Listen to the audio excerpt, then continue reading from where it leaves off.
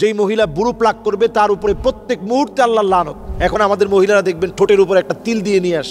একজন নারীকে যে সমস্ত কারণে ইসলাম অভিসম্পাতের কথা বলেছেন এর মধ্যে আল মুতাফাল্লিজাত একটি, দাঁতকে চিকন করা, দাঁতের মাঝখানে ইচ্ছাকৃত একটা ফাঁকা তৈরি করা, দাঁতের চিকিৎসার জন্য কেউ করে না, বরং এগুলো করে মানুষ একটা ট্রেন্ডিং এ থাকার জন্য। দেখবেন ঠোঁটকে অনেকে ইনজেকশন দিয়ে মোটা করে ফেলে, এগুলো সব নিজের চেহারাকে বিকৃতকরণ, এগুলো আল্লাহর লানতের কারণ। হাদিসের মধ্যে আসছে লাআনাল্লাহুন নামিসা ওয়াল মুতানাম্মিসা, যেই মহিলা বুড়ো প্লাক করবে তার উপরে প্রত্যেক মুহূর্তে আল্লাহর লানত। মারাত্মক বিষয়, প্রতি মুহূর্তে আল্লাহর লানত মানে কি? যে মহিলা বুড়ো প্লাক করবে প্রতিনিয়ত আল্লাহর লানত পড়বে। হাদিসের মধ্যে আসছে নবী করিম সাল্লাল্লাহু আলাইহি সাল্লাম বলেছেন ওয়াশিমা ওয়াল মুস্তাওশিমা, যেই মহিলা ট্যাটু আঁকবে প্রতিনিয়ত আল্লাহর লানত পড়বে। তাহলে আপনি 24টা ঘন্টা চিন্তা করেন। এখন আমাদের মহিলারা দেখবেন ঠোঁটের উপর একটা তিল দিয়ে নিয়ে আস, এটা এখন ট্রেন্ডিং পর্যায়ে নাই দেখে এটা নিয়ে কথা হচ্ছে না, সবাই এখন কথা বলতেছে বাম পায়ের দাঁত নিয়ে। তো যখন আপনারা এই বিষয়গুলো এখনো সজাগ না হবেন, আল্লাহর পক্ষ থেকে তো আযাব আসবে। এরপরে দেখবেন নবীজি সাল্লাল্লাহু আলাইহি ওয়াসাল্লাম বলেছেন যে আল ওয়াসিলা ওয়াল মুস্তাওসিলা, মহিলারা আগলা চুল লাগাবে, পরচুলা পরবে, এগুলো আল্লাহর লানতের কারণ।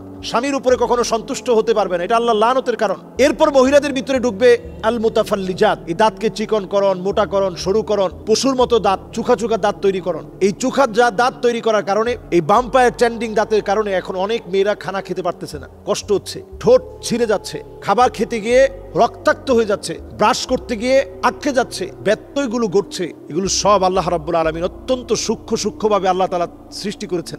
এই সূক্ষ্ম আল্লাহ রাব্বুল আলামিনের সৃষ্টির ভিতরে আপনি যখনই কোনো পরিবর্তন আনবেন, এটা তাগয়িরু খালকিল্লাহ, আল্লাহর সৃষ্টিকে পরিবর্তন করা সম্পূর্ণরূপে হারাম। হ্যাঁ, আপনার দাঁত অসুস্থতা অনুভব করছেন, দাঁতে ব্যথা হচ্ছে, একটা দাঁত উপড়ে ফেলতে হবে, আপনি ডেন্টিস্টের কাছে যান, গিয়ে চিকিৎসা নেন, কোনো অসুবিধা নেই। আপনার সৌন্দর্য বর্ধনে আপনি মনে করলেন যে কয়েকটা দাঁত এদিক সেদিক উঠে আছে, সেগুলো হয়তো আপনি তুলে ফেলবেন, যেটা যন্ত্রণার কারণ হয়, কষ্টদায়ক হয়, আপনি তুলে ফেললেন। এগুলো শরিয়া কোনোভাবেই নিষেধ করে না।